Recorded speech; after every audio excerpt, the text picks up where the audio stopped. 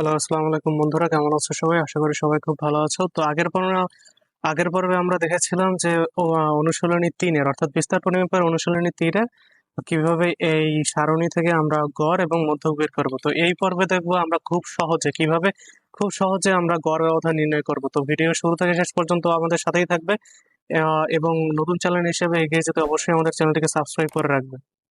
তো চলো এবার আমরা খুব সহজে গড় ব্যবধান নির্ণয় করে তো ভিডিওর শুরু থেকে শেষটা কিন্তু অবশ্যই দেখবে।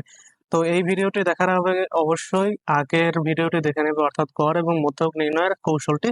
তারপর থেকে আমরা শুরু করছি, এবার নির্ণয় করব আমরা হচ্ছে গড় ব্যবধান। তো চলো আমরা শুরু করি। গড় ব্যবধান নির্ণয়ের ক্ষেত্রে আমাদের জানতে হবে মধ্যক থেকে কিভাবে গড় ব্যবধান নির্ণয় করা হয় এবং গাণিতিক গড় থেকে কিভাবে গড় ব্যবধান নির্ণয় করা হয়, এই দুইটি সূত্র। তো গাণিতিক গড় থেকে গড় ব্যবধান নির্ণয়ের সূত্র হচ্ছে গাণিতিক গড় হতে গড় ব্যবধান, গড় হতে গড় ব্যবধান নির্ণয়ের সূত্র হচ্ছে summation of F modulus of x minus হচ্ছে এক্স বার ডিভাইডেড বাই হচ্ছে এন। এটা হচ্ছে আমাদের সূত্র যখন আমরা গাণিতিক গড় হতে গড় ব্যবধান নির্ণয় করব। যখন আমরা মধ্যক থেকে গড় ব্যবধান নির্ণয় করব তখন সেই সূত্রটি হচ্ছে আমাদের summation of f i x minus m e modulus divided by হচ্ছে এন। এখানে এক্স হচ্ছে আমাদের এই যে অবিন্যস্ত উপাত্তগুলো যা দেওয়া আছে ওইগুলো বা উপাত্ত দেওয়া আছে সেগুলো, আর এম ই হচ্ছে আমাদের গড়। তো আগের পরে আমরা গাণিতিক গড় নির্ণয় করেছিলাম যার মান হচ্ছে 63.88 এবং মধ্যক নির্ণয় করেছিলাম যেটি হচ্ছে 64। তো ভিডিওটি না দেখে থাকলে অবশ্যই ডিসক্রিপশন বক্সে দেওয়া লিঙ্ক থেকে অবশ্যই দেখে নেবে এবং এই বিস্তার পরিমাপ প্লে লিস্টগুলো কিন্তু চেক করে নেবে। তো প্রথমে আমরা গড় ব্যবধান নির্ণয়ের জন্য প্রয়োজনীয় কিছু সারণী আমরা লিখে ফেলেছি, যেখানে আছে এক্স আছে, এক্স তো আমাদের দেওয়া আছে, এক্স হচ্ছে আমাদের যে উপাত্তগুলো দেওয়া আছে এখানে যে এই 60 61 63 62 গুলো, আর এফ হচ্ছে আমাদের যে গণসংখ্যা দেওয়া আছে সেগুলো হচ্ছে আমাদের এই যে এফ এর মান। তো এবার আমাদের বের করতে হবে এক্স মাইনাস এক্স বার কি, এক্স বার হচ্ছে তো আমাদের গড়। গড় কত হচ্ছে 63.81। তো এক্স মাইনাস এক্স বারকে যখন আমরা এই 60 থেকে যখন আমরা এই 63.8 বিয়োগ দেবো সেটাই হচ্ছে এক্স মাইনাস এক্স বার। আর মডুলাস দেওয়ার মানে হচ্ছে যখন কোনো মাইনাস মান এর ভিতরে আসবে তখন সেটা প্লাস হয়ে যাবে মডুলাসের কারণে। তো 60 থেকে যদি আমরা 63.81 বাদ দিই তাহলে আমাদের মান আসে হচ্ছে 3.8। তারপর 60 থেকে 61 থেকে যদি আমরা 63.81 বাদ দিই তাহলে আসে হচ্ছে আমাদের 2.81। মাইনাস হবে না, কারণ মাইনাস এই মডুলাসের ভিতরে মাইনাস থাকলে সেটা প্লাস হয়ে যায়। তারপরে একইভাবে যখন আমরা 62 থেকে 63.81 বাদ দেবো তখন থাকবে 1.81।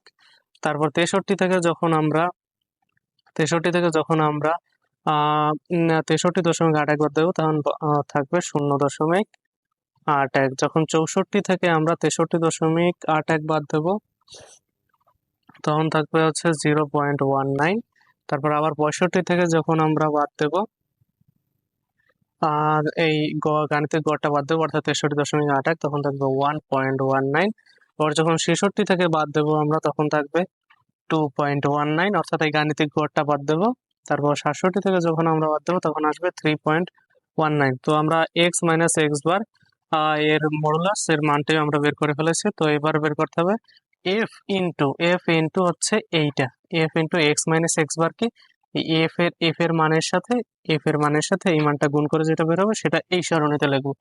তো টু, তাহলে এটা আসে, তো টুর সাথে যদি 3.8 গুণ দেয় তাহলে আসে 6.8। এখন তো শূন্য আসে, তো 15 লগে 15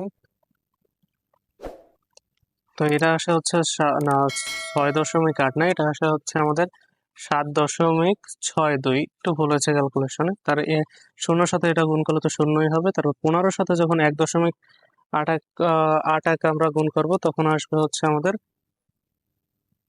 27.15। আবার যখন 30-এর সাথে আমরা 0.81 গুণ করব তখন আসবে আমাদের 24.30।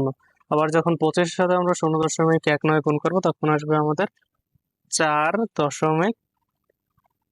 তখন আসবে আমাদের হচ্ছে 4.75। আবার যখন 12-র সাথে আমরা 1.9 যোগ করবো গুণ করব তখন আসবে হচ্ছে আমাদের 14.28। আবার যখন 11-র সাথে আমরা 11-র সাথে আমরা যখন 2.19 গুণ করবো তখন আসবে হচ্ছে আমাদের 24.09। আবার যখন 5-এর সাথে আমরা 3.15 গুণ করব তখন আসবে আমাদের হচ্ছে 15.95। এটা হচ্ছে আমাদের এই এফ এর মান এবং এই যে এই সারণীর মান গুণ করে যেটা বের হয়েছে সেটা হচ্ছে আমাদের f into x minus x বার।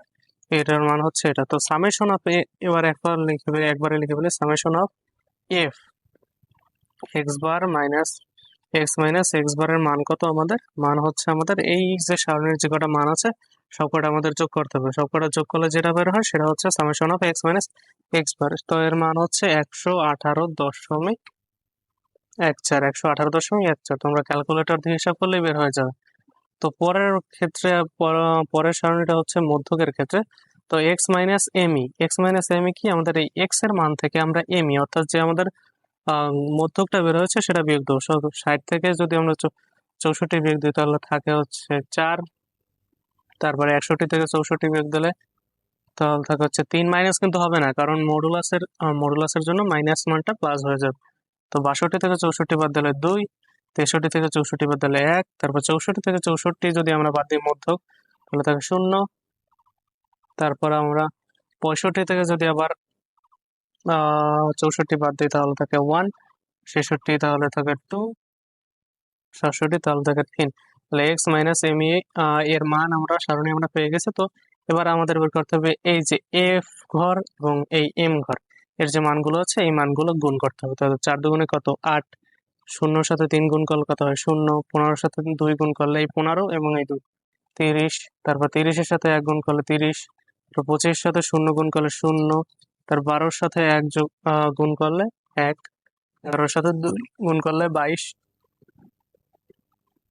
5-এর সাথে 3 গুণ করলে 15। তো আমরা পেয়ে গেছি f into x minus m এর আমরা মান পেয়ে গেছি। তো এবার আমাদের বের করতে হবে summation of x minus m e এর ভ্যালু আমাদের বের করতে হবে। এর ভ্যালু কি? এর ভ্যালু হচ্ছে এই প্রত্যেকটা মান আমাদের যোগ করতে হবে। প্রত্যেকটা মান যোগ করলে যে মানটা বের হবে সেটাই হচ্ছে আমাদের f x minus m e এর মান। তাহলে এটার মান হবে কত? যোগ করলে যদি সবগুলো যোগ করে তাহলে হবে 117। তো এবার আমরা গাণিতিক গড় হতে গড় ব্যবধান নির্ণয়ের সূত্রটা অ্যাপ্লাই করব। প্রথমে হচ্ছে গাণিতিক গড় হতে গড় ব্যবধান নির্ণয় করব, তারপরে হচ্ছে মধ্যক থেকে গড় ব্যবধান। তো ওই সেটে করি আমরা গাণিতিক গড় হতে গড় ব্যবধান। গাণিতিক